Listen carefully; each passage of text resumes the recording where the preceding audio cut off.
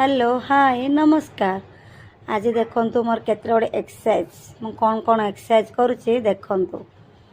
बहुत दिन ला वीडियो करि पानतली जेहेतु बिजी रोतली। आज टिके इवनिंग वार्क बाहरली से जोटी वीडियो बनै देली। केमती एक्सरसाइज आपण मान भी एक्सरसाइज करंतु देह सुस्थ रहियो भल रहियो। इवनिंग वार्क करंतु कि मॉर्निंग जेतल भी टाइम मिलियो वार्क डे करले देह पई सुस्थ पई भल। आम सांग मु मिसिक जाइलु आज बहुत दिन पर बाहरलु तो डेली आम एमती कर भावुच आम तो दिन सारा बिजी रोचे तो आम देहपाई भी तो किसी देखा दरकार ना।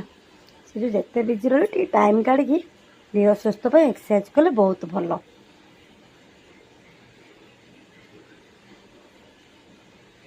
समस्त तो बिजी रुहंती काम बहुत आम चाहिए टाइम काढ़ जापर।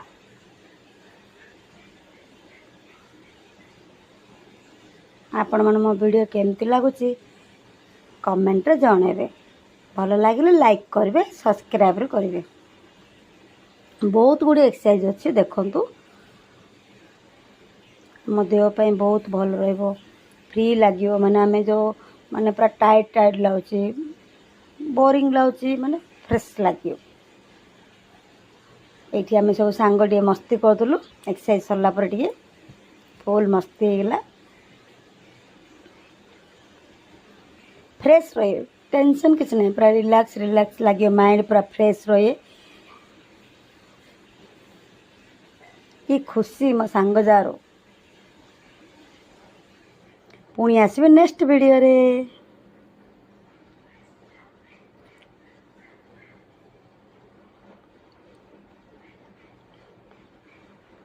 एठा आउ गोटे एक्सरसाइज देखो आपण देखो